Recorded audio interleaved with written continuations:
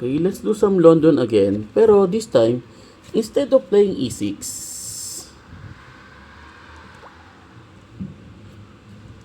ang ang itinira ng puti is, ayun ang itim, bishop g4. Sabi niya, bakit ko ba ilalak tong bishop ko?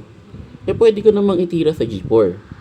Now, kapag yan ang ginawa niyang setup, you will go to your standard development, knight bd2 and e6.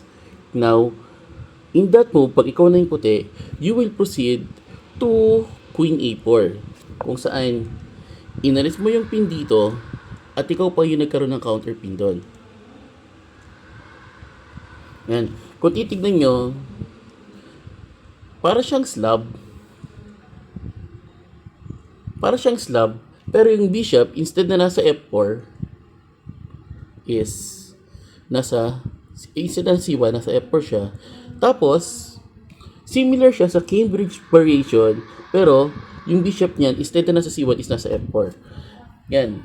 Now, since malakas, yung position ng puti, hindi pwedeng magkamali ng tira yung itim. For example, what if ang itim ay tumira ng bishop d6? That is a very huge blunder because akala niya, oy, malakas yung bishop mo, yung London bishop mo, ititrade ko na yan. But, the answer dyan is the shocking move, bishop a6. Coach, bishop a6, kain lang yan ah. Now, let's say kainin. Pag kinain mo yan, there will be queen c6. Check na yon. Hindi pwedeng iwan yung c8 at after nyan, makakain pa yung d6.